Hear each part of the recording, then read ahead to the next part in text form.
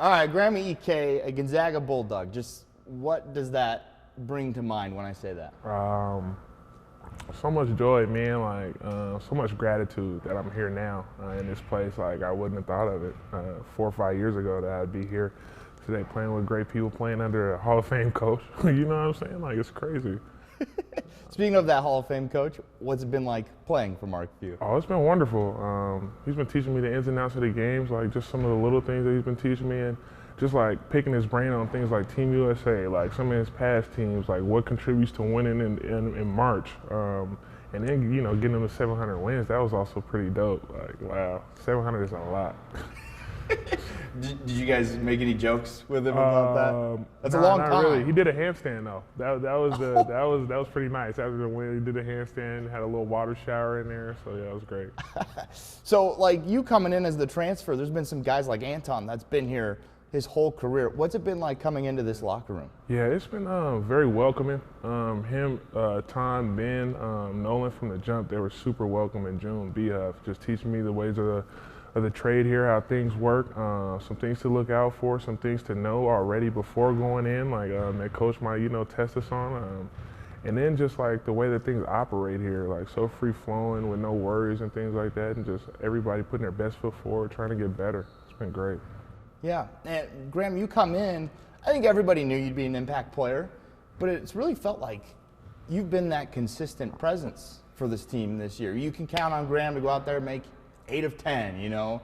What's it been like to step in and have that type of success with us? It's been great. I appreciate the team for how much, you know, like they are willing to trust in me, because that trust is definitely reciprocated. But like, you know, coaches just tell me be more assertive.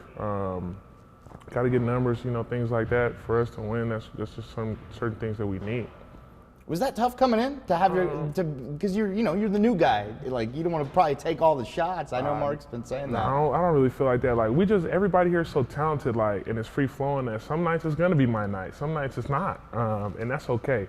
But it's just like we had an understanding, like coming in before I committed here, like kind of what my role would be and how things would be when I got here. And it was gonna take some time, you know, coming off injury, but.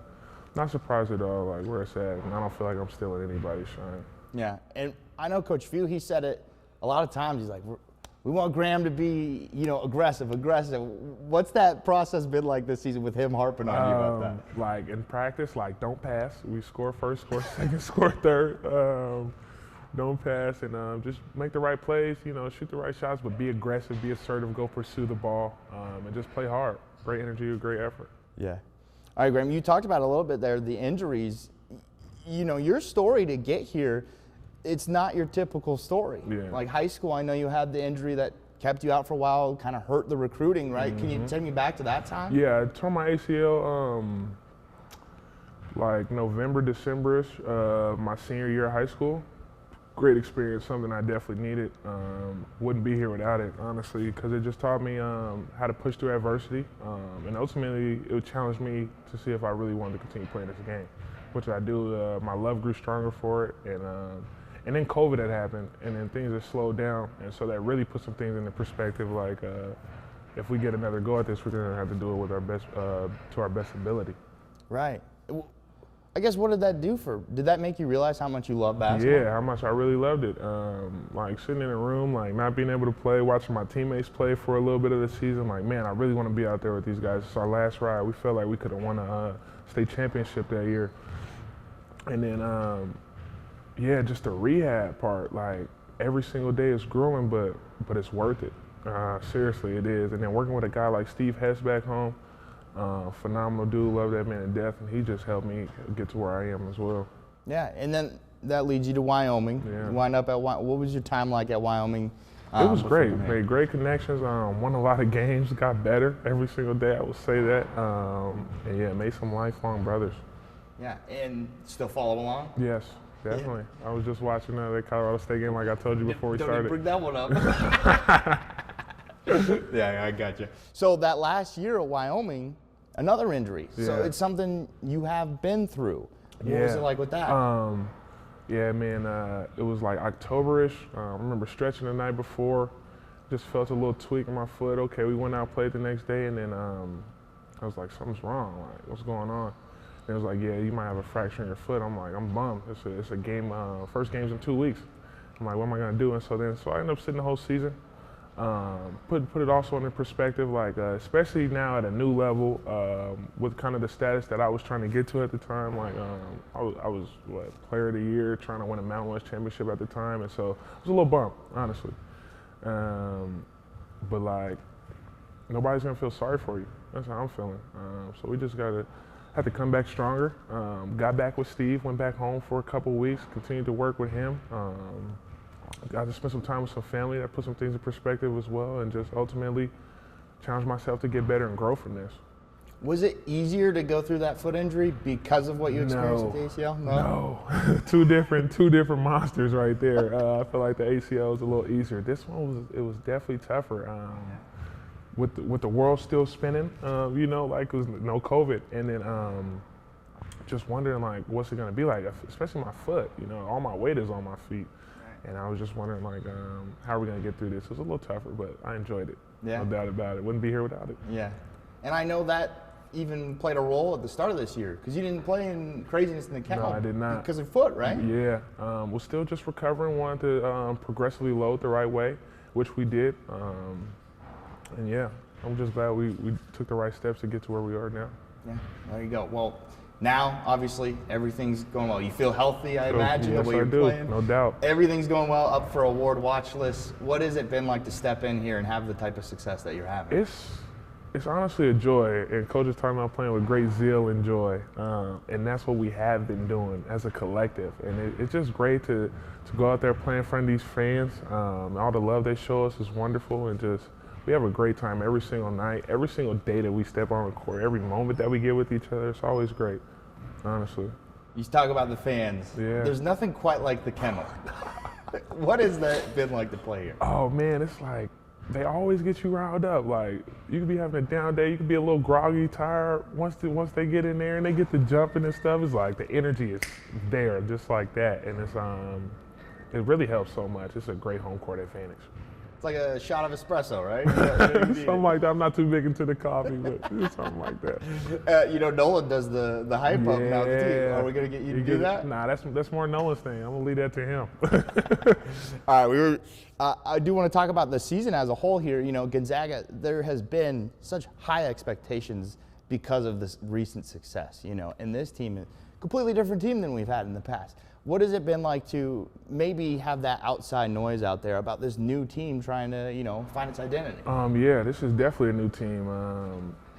Like with roles changing, like Ton and Nolan, their roles have changed from last year, and then new guys coming in trying to gel. We've been trying to block out the outside noise, really stay together, understand that we're going through this all together. Not everybody understands what the day-to-day looks like with this. And just stay connected and know that there's light at the end of the tunnel no matter what. Like, just keep grinding, keep watering that seed, and ultimately it's going to grow. Yeah. And what's that been like for you stepping in as, you're new here, but you have college experience. You're more of an upperclassman. Have you taken on a leadership role, or what has that been like for you? Yeah, in some sorts I have just, at times coaching up some of the young guys, just on certain things to do in certain situations.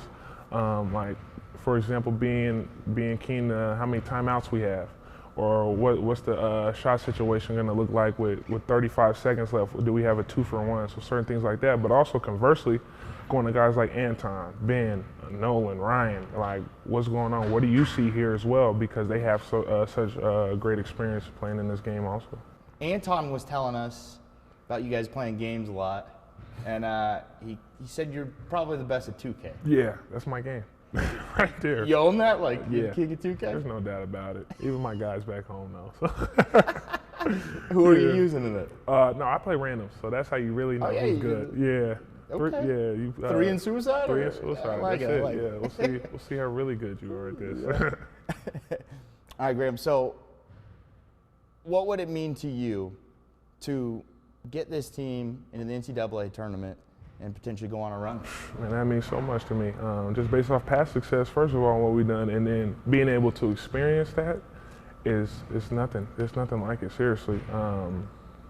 That's definitely a goal of ours as a collective, trying to get there, make a deep run. But like the joy of playing in March Madness, winning games there, like That's something every kid dreams of.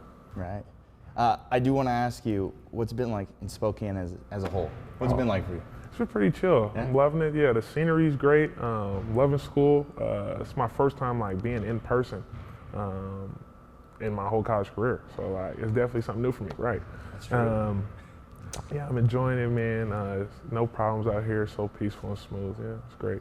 Do you have any crazy nuggets, something funny about you that people might not know that you're willing to share? Something funny. Just about like a me. random quirk. You got something yeah, you like can my mom put me on swim team when I was in 8th grade, and I did not like it, but now I swim so much, man. Just like because it helps with the recovery in my body, Right. and then my wind as well.